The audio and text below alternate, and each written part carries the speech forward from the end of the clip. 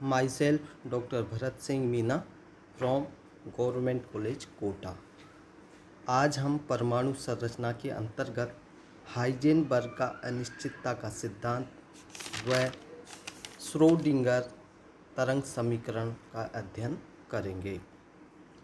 Heisenberg का अनिश्चितता का सिद्धांत सन 1927 में हाइजेनबर्ग ने एक सिद्धांत प्रतिपादित किया।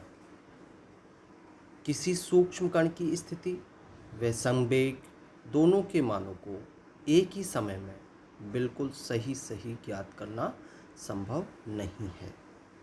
यदि किसी कण की स्थिति में अनिश्चितता डेल एक्स से तथा उसके संवेग में अनिश्चितता को डेल पी से प्रदर्शित किया जाए तो इन दोनों अनिश्चितताओं का गुणनफल h/4 के समान या अधिक होगा, जैसा इस समीकरण के माध्यम से बताया गया है। Del X into del P greater than equal h/4।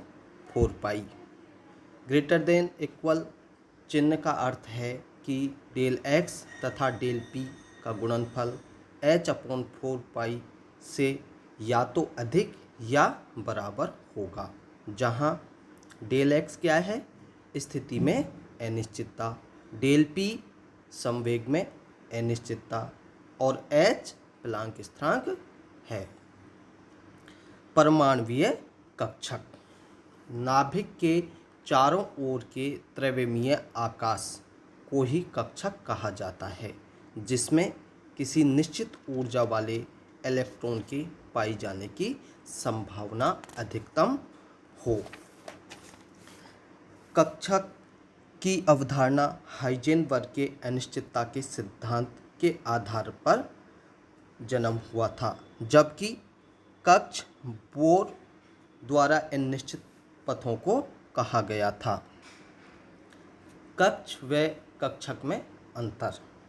Number 1, electron नाभिक के चारों ओर एक निश्चित वृत्ताकार पथ में घूमता है, जबकि कक्षक परमाणु में नाभिक के चारों ओर त्रैविमीय आकाश में इलेक्ट्रॉन के पाए जाने की संभावना को दर्शाता है।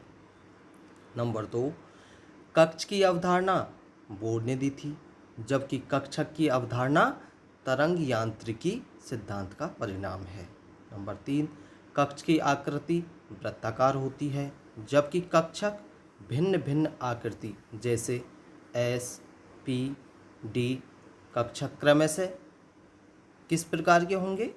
एस कक्षक गोलाकार, पी कक्षक डंबलाकार व डी कक्षक डबल डंबलाकार आकृति के होते हैं। नंबर 4, किसी भी एक कक्ष में रहने वाले इलेक्ट्रॉन की संख्या 2n² होती है, जहां n कक्ष की संख्या है, जबकि कक्षक में अधिकतम इलेक्ट्रॉनों की संख्या 2 होती है। ये एक ध्यान देने वाली बात है कि कक्ष में अधिकतम इलेक्ट्रॉनों की संख्या क्या होगी? 2n², जबकि कक्षक में अधिकतम इलेक्ट्रॉन की संख्या 2 होती है। श्रोडिंगर तरंग समीकरण। ई श्रोडिंगर ने 1926 में इलेक्ट्रॉन की दो धारणाओं, कौन कौन सी? इलेक्ट्रॉन की द्वैत प्रकृति तथा उसके पाए जाने में अनिश्चितता के आधार पर एक समीकरण की जिसे श्रोडिंगर तरंग समीकरण कहते हैं। यह समीकरण तरंग यांत्रिकी का एक प्रकार से आरंभिक स्वर या की नोट है। श्रोडिंगर समीकरण को निम्न प्रकार से व्युत्पन्न किया जा सकता है। किसी इलेक्ट्रॉन की कुल ऊर्जा उसकी गतिज ऊर्जा एवं स्थितिज ऊर्जा का योग होती है। इलेक्ट्रॉन की कुल ऊर्जा किसका योग होती है? उसकी गतिज ऊर्जा एवं स्थितिज ऊर्जा का योग होती है। अर्थात इसे हम इक्वेशन के द्वारा भी दर्शा सकते हैं। E बराबर KE plus PE। KE and PU की वैल्यू रखने पर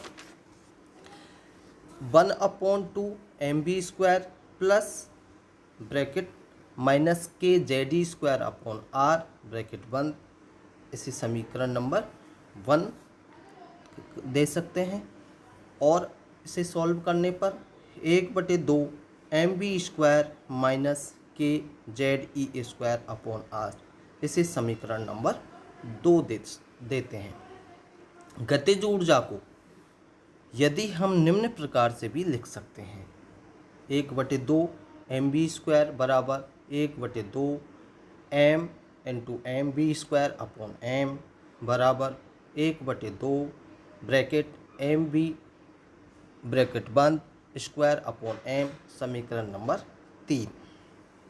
एम बी का मान डी ब्रोगली समीकरण से समीकरण 3 में रखने पर, डी ब्रोगली समीकरण क्या है? डी ब्रोगली समीकरण में लैम्डा बराबर एच अपॉन एम बी, इसलिए इसको और हल करने पर एम बी बराबर एच अपॉन लैम्डा, तो 1/2 एम बी स्क्वायर बराबर bracket H upon lambda bracket बंद स्क्वायर अपॉन 2m, या इसे इस प्रकार से भी लिख सकते हैं 1/2 एम बी स्क्वायर बराबर H square upon 2m lambda square, समीकरण नंबर 4।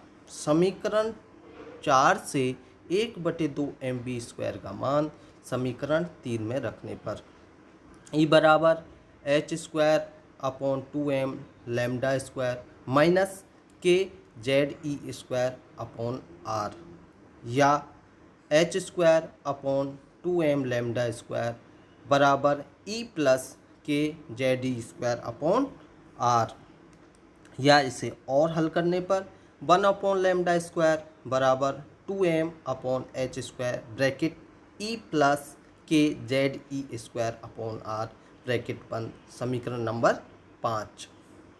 उपरोक्त समीकरण 5 से लैम्डा स्क्वायर का मान तरंग गति के समीकरण del square psi upon del X square plus 4 pi square upon lambda square psi बराबर 0 में रखने पर del square psi upon del X square plus 4 pi square psi 2m upon H square bracket E plus K Z E square upon R bracket बंद बराबर 0, या del square psi upon del X square plus 8 pi square M upon H square bracket E plus K Z E square upon R bracket बंद psi बराबर 0, समीकरण number 6।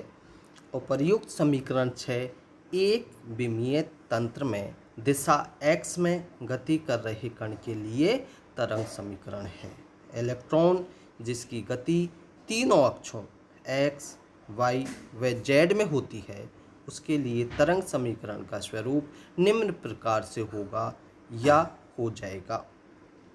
Del square psi upon del X square plus del square psi upon del Y square plus del square psi upon del Z square plus 8 pi square M upon H square bracket E plus K Z E square upon R bracket बंद psi बराबर 0, समीकरण नंबर 7, या del square psi plus 8 pi square M upon H square bracket E plus K Z E square upon R bracket बंद psi बराबर 0, या del square psi plus 8 pi square M upon H square bracket E minus V bracket बंद psi बराबर 0, समीकरण number 8, जहाँ del square बराबर del square upon del X square plus del square upon del Y square plus del square upon del Z square है। यह एक गणितीय operator है जिसे लाप्लासियन ऑपरेटर कहा जाता है, जबकि स्थितिज ऊर्जा V बराबर minus K Z E square upon R है। समीकरण 8 को निम्न प्रकार से भी लिखा जा सकता है, डेल स्क्वायर साई बराबर minus 8 pi square M upon H square bracket E minus V bracket बंद साई, या minus del square psi H square upon 8 pi square M बराबर ई माइनस वी ब्रैकेट बंद साई, या bracket minus H square upon 8 pi square M del square plus V bracket बंद psi बराबर ई साई। समीकरण number 9। यहाँ बाईं ओर का पद bracket minus H square upon 8 pi square M del square plus V bracket बंद तथा साई का गुणनफल नहीं है, अपितु एक ऑपरेटर है जिसे हम हैमिल्टोनियन ऑपरेटर H कहते हैं। अतः H साई बराबर ई साई। हैमिल्टोनियन ऑपरेटर तरंग फलन साई पर इस प्रकार से संकारित होता है कि प्राप्त समीकरण को उस तरंग फलन साई तथा एक संख्यात्मक मान ई के गुणनफल के रूप में लिखा जा सकता है। उस स्थिति में तरंग फलन को आइजेन फलन साई तथा इससे संबद्ध संख्यात्मक मान ई को आइगेन मान कहते हैं। यहाँ पर एक चित्र के माध्यम से हम हाइड्रोजन परमाणु के नाभिक के सापेक्ष इलेक्ट्रॉन के तीनों ध्रुवीय निर्देशांकों r, थीटा, साई को उपर्युक्त चित्र में दर्शाया गया है। उपयुक्त चित्र से स्पष्ट है कि x बराबर r sine theta cos phi, y बराबर r sine theta sine phi, z बराबर r कोस थीटा। समीकरण 7 में इन मानों को रखने पर निम्न समीकरण प्राप्त होगी।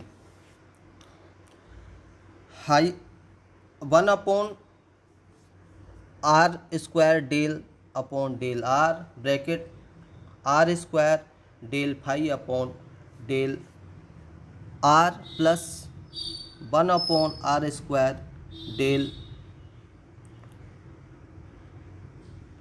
1 upon R square sine theta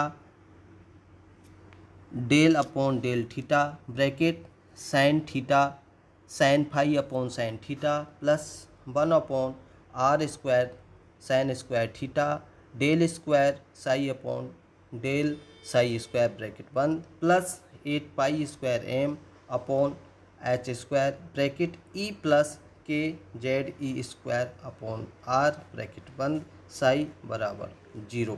समीकरण नंबर 10। समीकरण 8, 9 व 10 श्रोडिंगर की तरंग समीकरणें कहलाती हैं। साई तथा साई स्क्वायर की सार्थकता। तरंग फलन साई तरंग का आयाम होते हैं जबकि कोई भौतिक सार्थकता नहीं है, जबकि साई स्क्वायर की भौतिक सार्थकता है। अतः साई स्क्वायर उस संभावना या प्रायिकता को प्रकट करता है जो किसी निश्चित ऊर्जा वाले इलेक्ट्रॉन के लिए उस निश्चित स्थान पर पाई जाने की संभावना है। अतः साई स्क्वायर को हम प्रायिकता घनत्व भी कह सकते हैं, जबकि साई को प्रायिकता आयाम कहते हैं।